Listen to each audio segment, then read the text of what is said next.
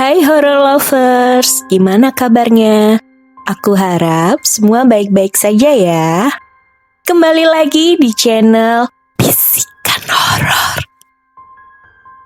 Di film kali ini, aku akan bisikan alur cerita horor yang cukup menyentuh tentang sebuah keluarga kecil, tentang kakak beradik namun bukan anak kembar, yang ternyata memiliki kisah tak semanis yang terlihat. Film ini berasal dari negeri gingseng yang berjudul A Tale of Two Sisters dan dirilis pada tahun 2003 dengan Kim Ji-woon sebagai sutradaranya. Film ini dimulai ketika seorang ayah bersama kedua putrinya pulang kembali ke rumah mereka yang berada di pedesaan. Sang kakak bernama Sumi dan si adik bernama Suyeon.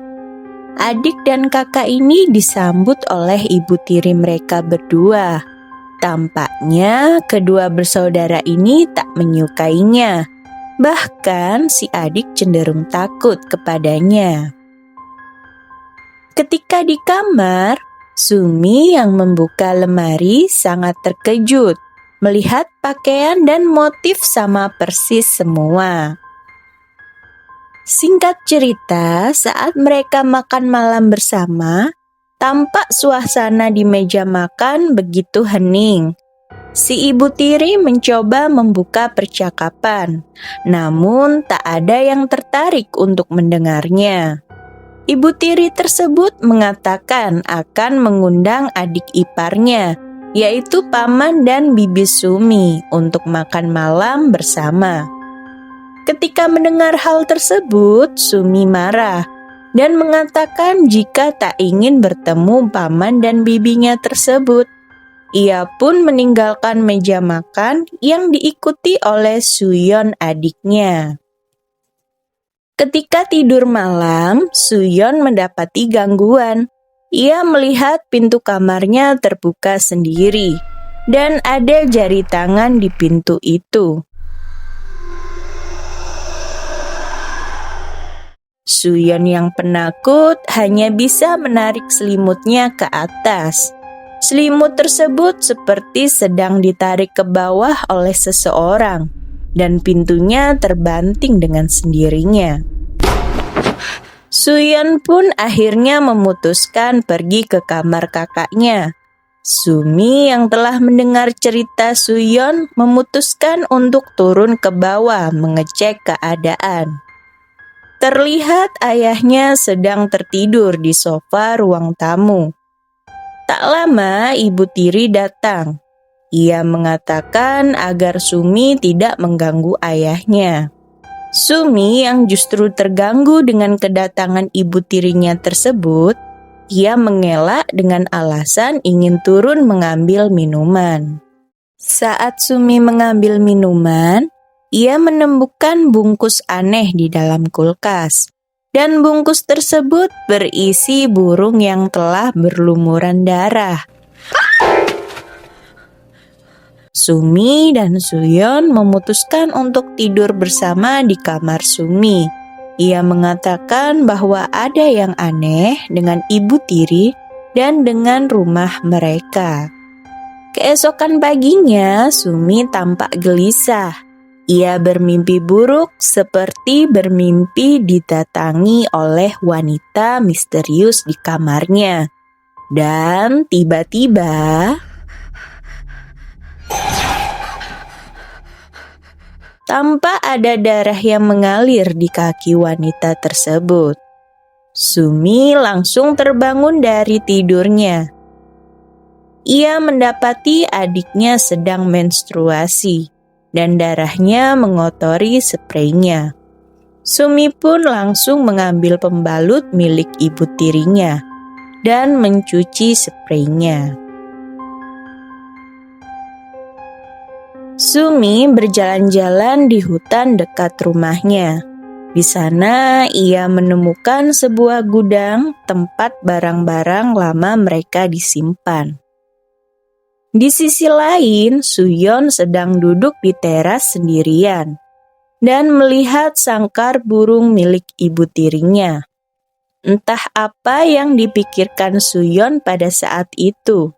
Dia membuka sangkar burung itu dan ingin melakukan sesuatu. Sayangnya, ibu tirinya datang melihat kelakuan Suyon. Sumi pun yang tadi berada di gudang, ia mengambil 2 koper dan membawanya masuk ke rumah. Di dalam koper itu berisi barang-barang dan aksesoris ibu mereka. Di sana juga terdapat foto-foto kenangan mereka dan foto seorang perawat yang sempat mendampingi keluarga mereka. Dan perawat tersebut bukan lain adalah ibu tirinya. Suyon pun ikut menghampiri kakaknya. Ia juga melihat-lihat benda-benda peninggalan almarhumah ibunya. Dan tak sengaja Sumi melihat memar di tangan Suyon. Ketika Sumi mengatakan, "Siapa yang melakukannya?" Suyon hanya bisa terdiam dan menghindari kakaknya. Tentu saja, Sumi berpikir bahwa ini kelakuan ibu tirinya. Sumi memandangi ibu tirinya yang berada di meja makan. Ia mengatakan bagaimana bisa ibu tirinya tersebut sekejam itu pada adiknya. Ibu tiri tersebut hanya menjawab bahwa itu ganjaran, karena Suyon telah lalai dan harus dihukum. Mereka pun berdebat dan semakin memiliki hubungan yang tidak harmonis. Ibunya mengatakan pada Sumi bahwa mereka berdua harus bisa menerima kehadirannya seperti dirinya yang menerima kehadiran Sumi dan Suyon sebagai anaknya. Ketika ibu tirinya akan menuangkan teh, Sumi malah melempar cangkir teh hingga pecah. Ia kemudian menangis menyendiri di dapur. Ayahnya yang mendengar keributan berusaha menenangkan Sumi. Sumi yang tak mau ditenangkan oleh ayahnya malah memberontak ke ayahnya bahwa semua penyebab kekacauan adalah ayahnya. Ayahnya menyuruh Sumi untuk mencoba menerima kenyataan. Namun Sumi semakin marah. Ia merasa mengapa harus dirinya saja yang disuruh berubah? Kenapa tidak dengan ibu tirinya? Ayahnya tersebut hanya khawatir dengan Sumi agar tidak melakukan hal aneh lagi, karena nanti Sumi akan mengalami sakit lagi. Scene beralih ketika paman dan bibi Sumi akhirnya datang dalam makan malam. Tampak ibu tiri Sumi menyambut mereka dengan hangat dan menjamu dengan makanan yang sangat banyak. Ia berusaha sok asyik dan membuka obrolan. Lagi-lagi tampak tidak ada yang tertarik dengan pembicaraan orang tersebut. Bibi Mihe tampak batuk-batuk dan tiba-tiba ia terjatuh bergeliat-liat di lantai. Ia seperti tak sadarkan diri. Suami dan kakak Bibi Mihe berusaha untuk menolongnya dengan memberi obat penenang. Ibu tiri yang melihat hal yang mengerikan tersebut, dia malah berteriak dan tak percaya atas apa yang telah terjadi. Ia pun melihat jika rak bawah tempat cuci piring terbuka sendiri. Ia mencoba untuk menutupnya, namun tiba-tiba ia melihat jepit rambut ada di depannya. Padahal sebelumnya jepit rambut itu tidak ada di situ. Dan saat ia akan mengambilnya,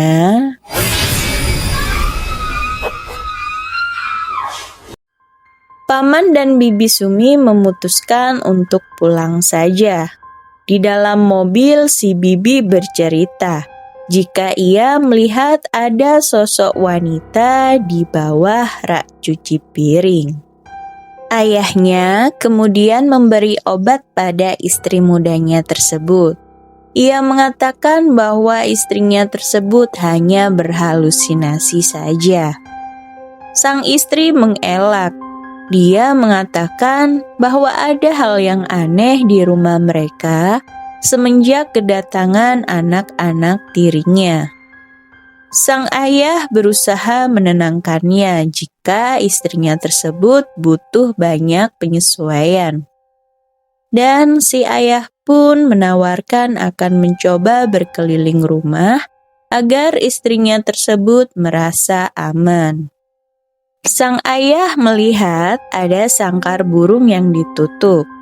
Dan setelah dicek, betapa kagetnya ternyata burung kesayangan istri mudanya tersebut mati. Mendengar ada keributan, Sumi mencoba melihat kamar Suyon. Terlihat begitu berantakan. Ia membuka lemari Suyon. Betapa kagetnya Sumi melihat Suyon yang berada di dalam lemari pakaian itu. Ayahnya kemudian menghampiri Sumi yang saat ini sedang berada di kamar Suyon. Ia menanyakan mengapa Sumi melakukan semua hal aneh ini. Sumi pun menjawab, mengapa ayahnya tak melihat kelakuan istri mudanya itu. Ia terus-terusan kasar kepada Suyon dan mengurung Suyon di dalam lemari. Ayahnya malah marah dan menyuruh Sumi untuk menghentikan semua ini. Ayahnya mengatakan jika Suyon sebenarnya sudah mati dan menyuruh Sumi untuk tabah. Anak-anak gadis itu saling menatap sambil kebingungan. Keesokannya, ayahnya seperti menelpon seseorang untuk datang menemuinya. Ia mengatakan jika dirinya sudah tak sanggup menangani sendirian. Ia juga mengatakan jika keadaan semakin memburuk.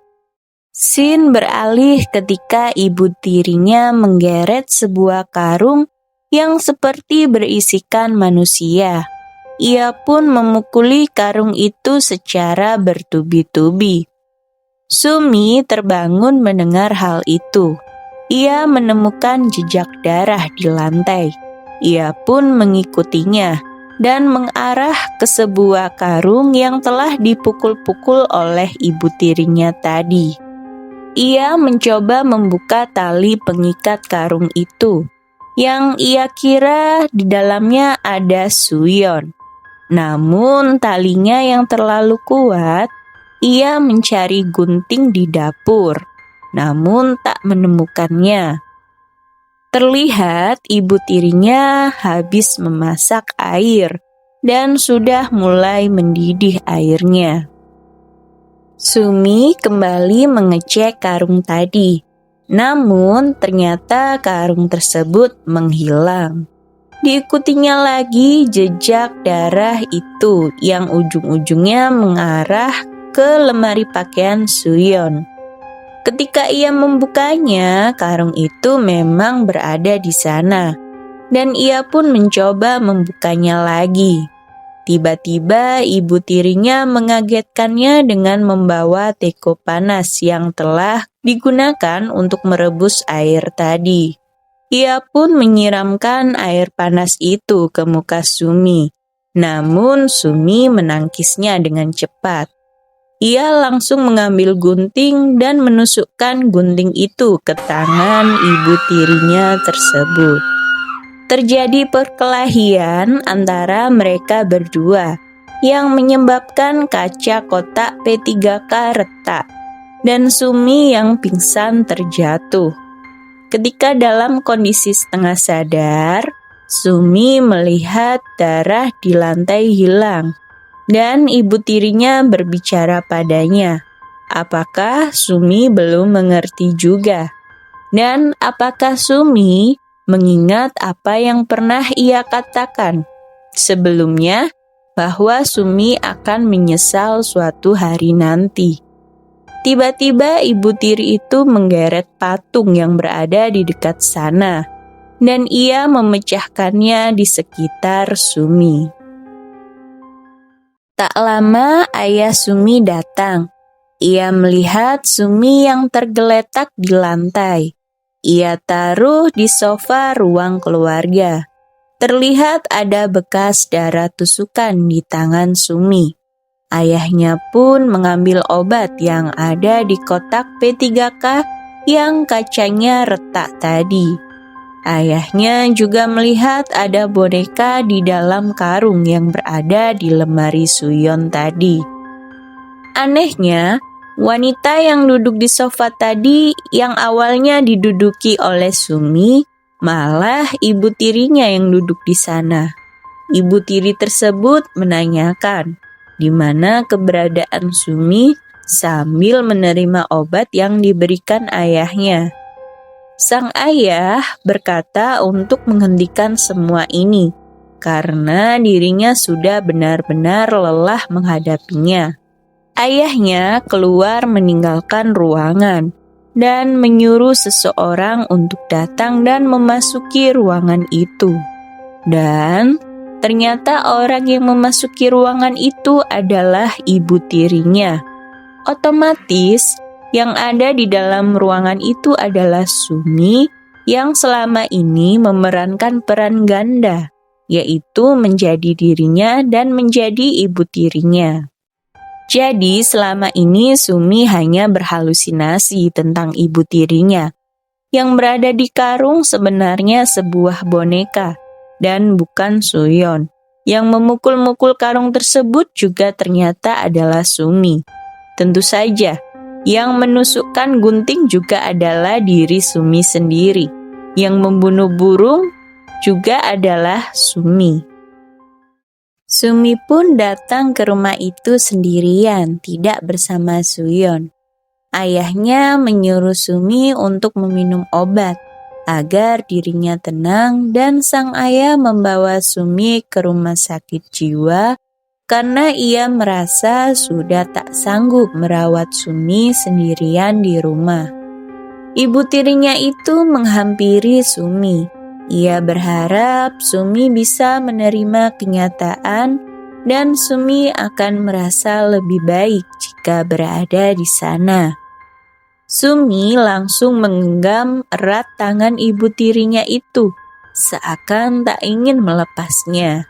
Ibu tirinya tersebut sekuat tenaga berusaha melepas genggaman itu dan pergi meninggalkan Sumi. Sumi yang sendirian menangisi kepergian adiknya. Ia mengingat masa lalu bersama adiknya. Dulu Sumi dan Suyon melihat kedatangan ibu tirinya tersebut sebagai perawat ibu kandungnya yang sedang sakit parah. Namun perawat tersebut tampak genit dan seolah-olah menjadi ibu di rumah itu. Perawat itu juga membawa paman dan bibi Sumi untuk makan bersama di rumah Sumi. Sumi tampak tak senang dengan kehadiran mereka bertiga. Sumi langsung meninggalkan meja makan begitu saja. Perawat itu tersinggung dengan sikap Sumi. Ia justru kesal pada Suyon untuk ikut meninggalkan meja makan mengikuti kakaknya. Suyon yang kesal akhirnya membuang makanannya, padahal ia masih lapar. Ia pun pergi ke kamar untuk menangis dan tertidur di pangkuan ibu kandungnya.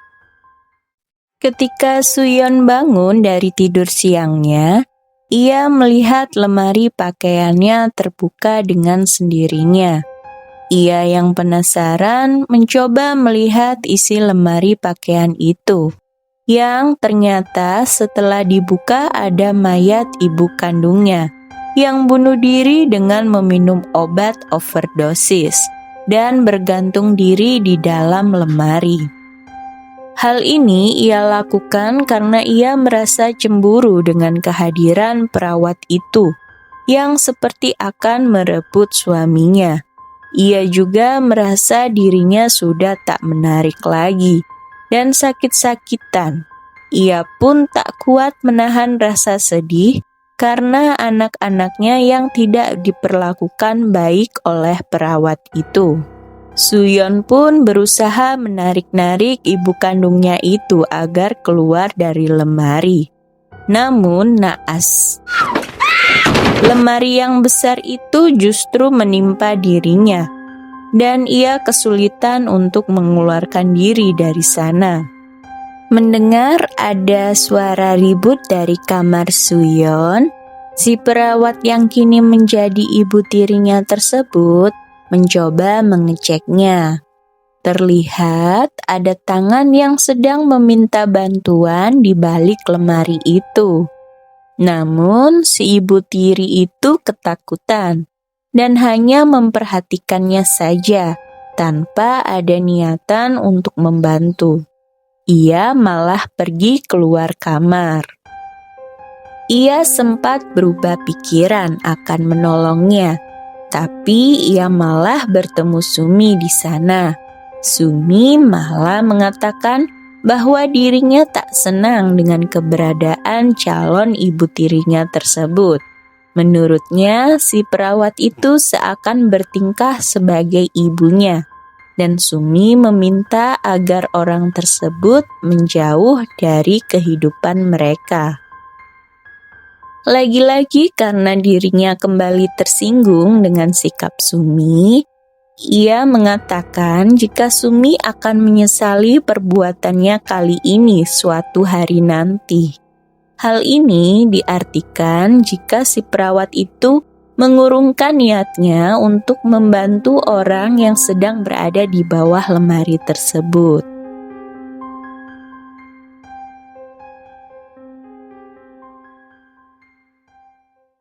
Yang tentu saja Sumi tidak mengetahui tentang apa yang dimaksudkan oleh ibu tirinya tersebut jika adiknya sekarang sedang berada di dalam bahaya. Sang adik yang tidak segera tertolong justru akhirnya menghembuskan nafas terakhir di bawah lemari tersebut. Sumi yang malah keluar rumah tidak melihat kondisi terakhir adiknya yang menyebabkannya trauma hingga saat kini. Setelah dari rumah sakit jiwa, ayahnya Sumi mengantarkan istri mudanya itu kembali ke rumah mereka. Tanpa ia menyendiri di meja makan dan menyesali semua perbuatannya. Ia tak menyangka jika kejadian mengerikan waktu itu berbuntut panjang sampai sekarang. Di tengah keheningan, ia mendengar ada suara di kamar Suyon yang berada di atas. Ketika memasuki kamar Suyon, tiba-tiba ia pun melihat lemari pakaian Suyon yang terbuka dengan sendirinya. Dan setelah dicek, dan cerita pun selesai. Jadi kesimpulannya Sumi selama ini trauma atas kehadiran pelakor dan dibarengi dengan kematian ibu dan adiknya Suyon. Hal ini membuatnya berhalusinasi, seperti mengulang kisah di masa lalu, dan berperan seolah dirinya adalah ibu tirinya. Padahal di awal kisah hanya ada Sumi dan ayahnya saja yang berada di rumah. Mengingat tadi ayahnya menelpon seseorang yang tidak lain adalah istri mudanya yang juga seorang perawat itu. Ayahnya memang sengaja berusaha merawat anaknya sendirian tanpa istri mudanya itu, dengan harapan Sumi bisa sembuh sendiri di rumah tanpa melihat sosok yang paling dibencinya itu. Namun kenyataan berbanding terbalik. Sumi semakin parah halusinasinya, yang membuat ayahnya mau tidak mau untuk menaruh Sumi di rumah sakit jiwa agar mentalnya semakin membaik karena dirawat dokter di sana.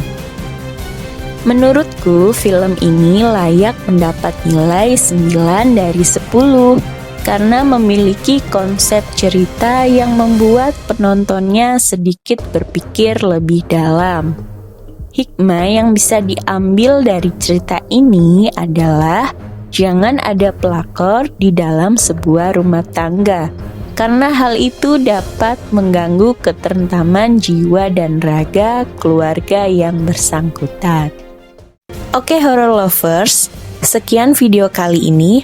Jangan lupa subscribe dan tekan tombol loncengnya agar tidak ketinggalan bisikan-bisikan horor yang lain.